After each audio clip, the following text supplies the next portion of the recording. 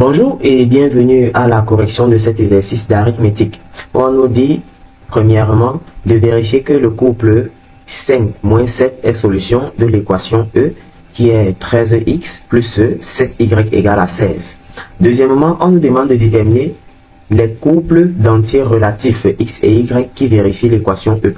Troisièmement, on nous demande de montrer que pour tout n entier naturel, 4 à la puissance 2n est congru à 1 modulo 5 et on nous demande de déterminer le reste de la division euclidienne de 2014 à la puissance 2015 par 5. Solution. Pour répondre à la première question, c'est simple.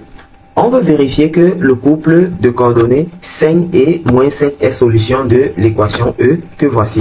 Pour cela, qu'est-ce que je fais? Voici mon équation E qui est 13x plus 7y égale à 16. Donc, dans mon couple de coordonnées, cela veut dire que 5 est la valeur de x que voici et moins 7 est la valeur de y que voici.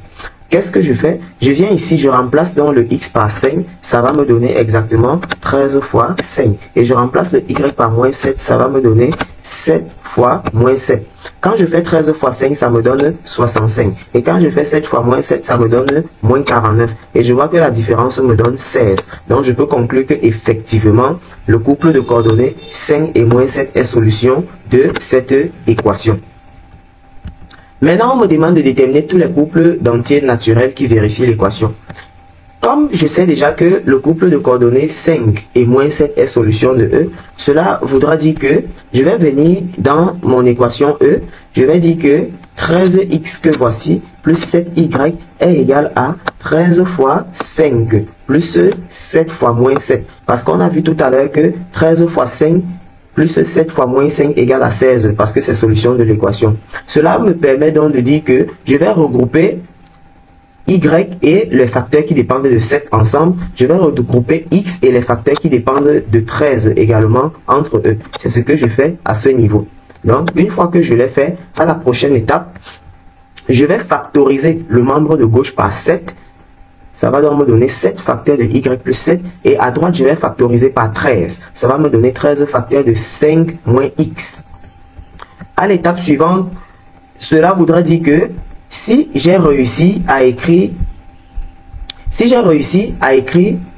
7 facteurs de y plus 7 comme étant 13 multiplié par quelque chose, cela voudra dire que 7 est un diviseur de 13 multiplié par 5 moins x. D'accord? 7 est un diviseur de 13 facteurs de 5 moins x. Comme 7 et 13 sont premiers entre eux, cela voudrait tout simplement dire que je peux laisser tomber le 13 et affirmer que 7 est un diviseur de 5 moins x. Comme 7 est un diviseur de 5 moins x, cela vous dit qu'il existe un entier relatif k dans Z, tel que 5 moins x soit égal à 7k. Alors, je tire x et je trouve que x est égal à 5 moins 7k. Une fois que cela est fait, de la même manière, je vais encore exploiter la même ligne que j'avais ici en haut au départ. Je vais utiliser le rouge. Cette même ligne que j'avais ici en haut au départ, que je suis en train d'encercler, c'est cette même ligne que je reconduis ici. Et cette fois-ci, je vais dire que c'est 13 maintenant qui divise 7 facteurs de y plus 7.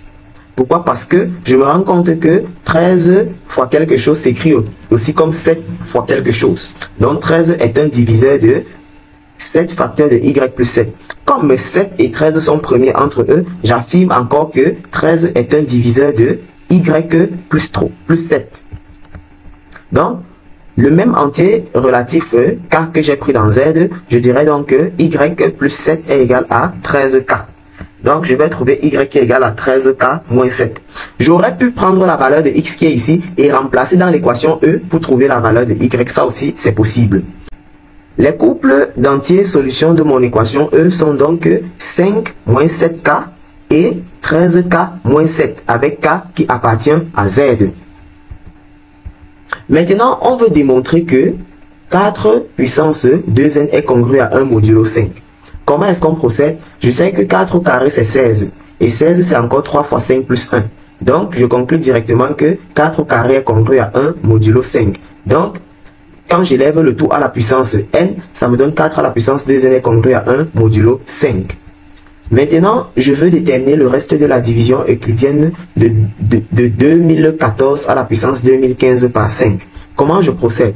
Je décompose d'abord 2014 en divisant par 5. Et ça me donne 5 fois 402 plus 4. Cela voudra dire que 2014 est congru à 4 modulo 5. Quand j'élève au carré de part et d'autre, je trouve que 2014 est congru à 1 modulo 5. Pourquoi? Parce que 4 à la puissance 2n est congru à 1 modulo 5. Voilà, donc j'exploite exactement le 4 que j'ai ici à la puissance 2n avec bien sûr le n qui est égal à 1. Du coup, je vais décomposer 2015 maintenant par 2 à cause du carré que j'ai ici. Et je trouve que 2015 c'est 1007 multiplié par 2 plus 1. Alors, je vais élever de part et d'autre le 2014 au carré. Je vais l'élever aussi à la puissance 2007. À la puissance 1007, autant pour moi. J'aurai donc 2014 à la puissance 2 fois 1007 qui est congru à 1 modulo 5. Et comme 2014 est congru à 4 modulo 5, je fais le produit des deux. Et ici, j'aurai les puissances qui vont s'additionner. Et 2 fois 1007 plus 1, c'est encore 2015. Et je vois que c'est congru à 4 modulo 5. Donc, le reste de la division qu'on me demande, c'est 4. Merci, à la prochaine.